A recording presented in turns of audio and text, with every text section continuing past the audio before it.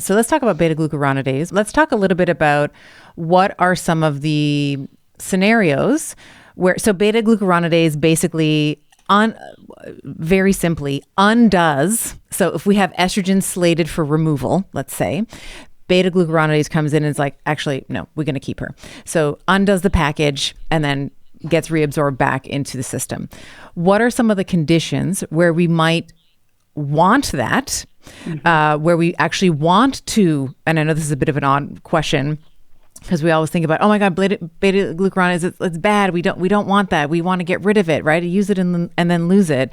But I think in perimenopause and menopause, as we have declining estrogen, I do actually think that there's, and feel free to disagree with me here, by the way, I do think that there is a role for trying to preserve estrogens if there is a requirement for it. So first, do you agree with that or not? And then the second part of the question is, what are some of the conditions where we might see an elevated level of beta-glucuronidase, good and bad? And then what are some ways that we might think about decreasing it if we are running estrogen dominant? Yeah, I mean, you see me smiling back here because I'm like, yes, she gets it. Totally. So our bodies are so intelligent. We weren't like, we didn't evolve to have beta-glucuronidase that did nothing, right? Like we don't want to just excrete all the estrogen. I used to think of every time I would see a high beta-glucuronidase on like a GI map, like, oh, I better give them calcium D-glucarate. And now I think, why is that happening?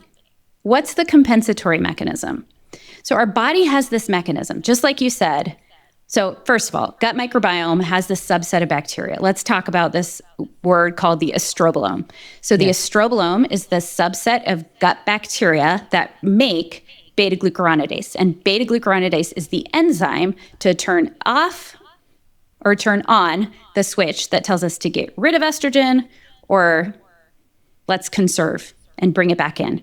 And so when we experience perimenopause or menopause, let's just go to menopause. When we experience perimenopause and our gut microbiome is really healthy, our body might say, hey, you know what? We've got low estrogen levels. Let's reabsorb some of that to protect you. Yeah.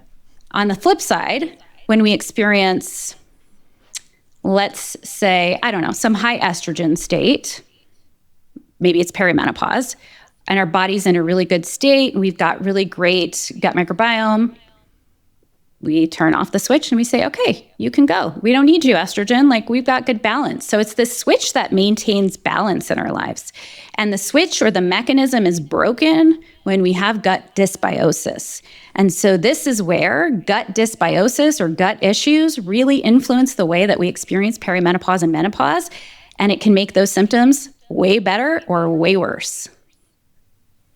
So would it be fair to say then that if we are in an estrogen deficient state, even like, the late stages of perimenopause, you're sort of in the waiting room, you're like, am I going to get another period? I don't know. It's been 7 months. Would it be reasonable then to assume that you might see elevated levels of beta-glucuronidase, and that might be a good thing because that's your body saying, hey, we have to actually hold on to all of the estrogen that we possibly can in order to preserve function, systemically in the body. Would that be a fair statement? So we don't want to just, shuck everybody with calcium D-glucarate, as you were saying. Yeah, absolutely.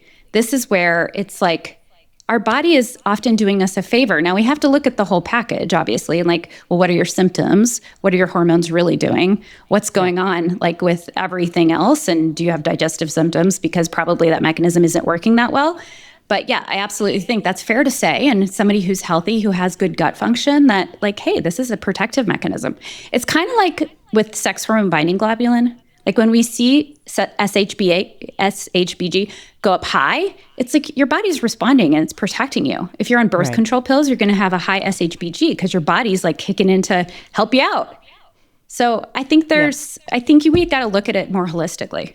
You literally took the words right out of my mouth. I was like in the birth control pills, like perfect example. Okay, great. I actually have a question for you that I don't know the answer to, but it came up as you were talking. So this is, again, just like for the nerds. We have, this is like the nerd question for the dark roasters who are like, I know everything. I want to know everything. So with the estrobolome, so we have these changes. You can either ratchet up or down beta-glucuronidase.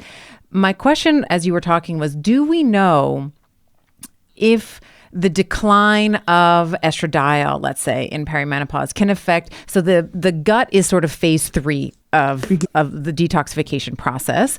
In phase 1, this hydroxylation, you're basically adding an OH group. Okay, so you're just you're either going down a couple of different pathways when it comes to estrogen. You're going down 2-OH, which is what often is called the favorable pathway.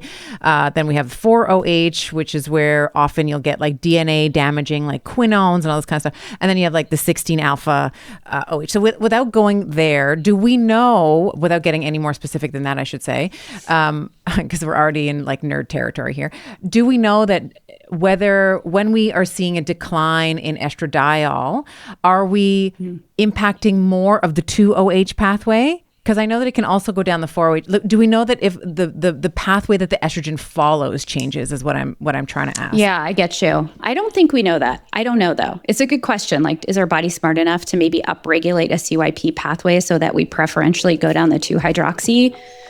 I don't know. And I don't know that anybody knows. It's a good question. Yeah, it just, this is because I think our body craves balance and homeostasis. And if we remove a bunch of the triggers, like we will go into balance and homeostasis most of the time.